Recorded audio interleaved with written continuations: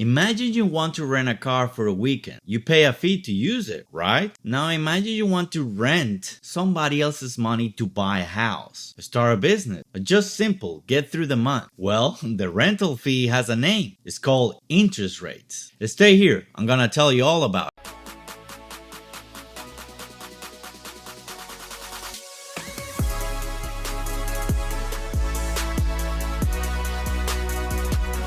Most people think interest rates, they're just boring numbers that show up on the news. They're wrong. Interest rates are the gravity of the financial universe. When they are low, everything soars. When they are high, everything crashes to the ground. Before we dive in, what's the highest interest rate you ever seen on your credit card or on a loan? Let me know in the comments below. I want to see those crazy numbers out there.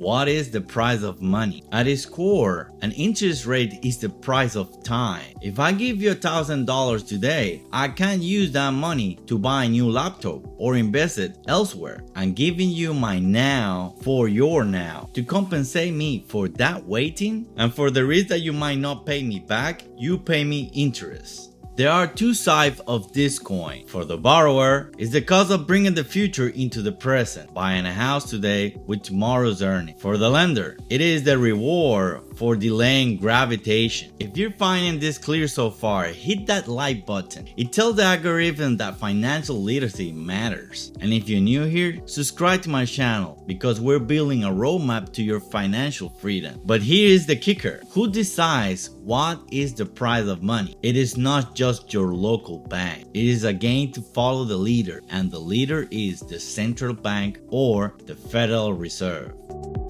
The economic thermostat. Think of the economy like an engine. If it runs too slow, people start losing jobs. It's called a recession. If it runs too fast, prices explode and your money becomes worthless. It's called inflation. Now, I have a video about that. You can click it over here. The central bank or Federal Reserve use the interest rates as a thermostat. The cool down height rates. When the inflation gets too high, the central bank raises the interest rates. Borrowing becomes expensive, businesses stop expanding, and people stop spending. The result of this is that the fire of the inflation dies, but the economy slows down a lot. The heat's up, low rates. When the economy slows, they drop rates. Loans are basically on sale. Everyone wants to buy a house or a car. Business hire more people. The result is the economy growth. But if they leave the heat on for too long, boom, inflation again. Look around you right now. Do you think things are expensive right now, like inflation? Or do you feel a lot of companies are high? Tell me in the comments below, is the economy hot or cold around you right now? How is it hit your wallet? Let's get this personal. How does a 1% change by the Federal Reserve will change your life? The mortgage nightmare. On a $400,000 house, the difference between a 3% interest rate and a 7% interest rate isn't just a little number. Over 30 years is hundreds of thousands of dollars just for that extra interest. You could literally buy a second house for the price of that interest. The credit card trap. Oh, a lot of people is on this. Credit card has a variable rate. That means when the central bank hikes rates, your minimum payment might stay the same, but the amount is going to your principal, it shrinks. You are running on a treadmill that is getting faster every time. The silver lining is not all bad news. If you have money in a high yield saving account, high interests are your best friend. Your money finally start to working for you without you moving even a finger. Share this video with that someone who is always complaining about high interest rate on their credit card, or someone who is planning to buy a house. They need to see this video.